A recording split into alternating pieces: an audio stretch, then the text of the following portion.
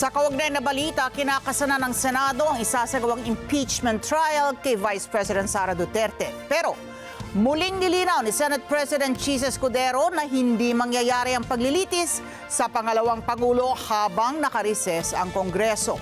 Mayan Corvera sa balitang niya.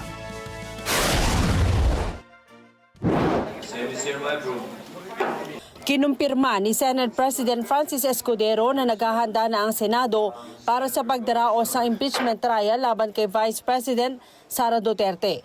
Katunayan, sinabi ni Escudero na kahapon nagkaroon na ng mock setup o magiging setup sa plenaryo ng Senado sakaling magsimula ang paglilitis. May ilalagay na upuan para sa mga abogado ng depensa at prosekusyon habang sa gitna ang witness stand. Bukod dyan, naghahanap na sila ng supplier para sa gagamiting robe ng mga senador na target gastusan ng 6 hanggang 8,000 piso.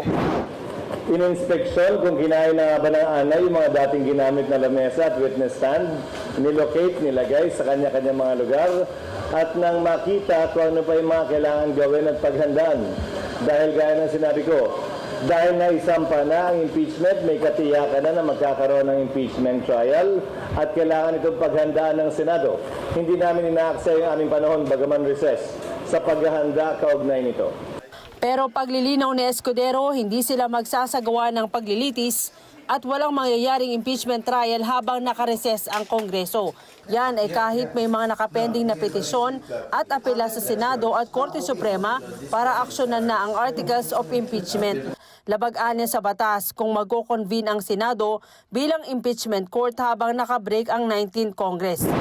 Ano man ang sinasabi ni Numan, hanggat walang sesyon at hindi na-convene ang may sesyon, walang trial na pwede maganap habang kami nakareses. Klaro at maliwanag sa rules namin yun.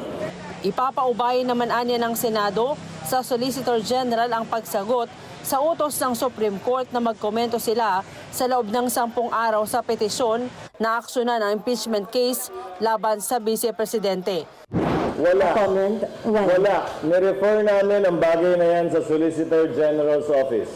Bilang abogado na tumatayo sa pamahalaan, Solgen ang sasagot, Solgen ang a-appear, Solgen ang mag-handle ng kaso para sa Senado. So ang Senado mismo, walang ginagawang pagsagot o preparasyon para sagutin yon.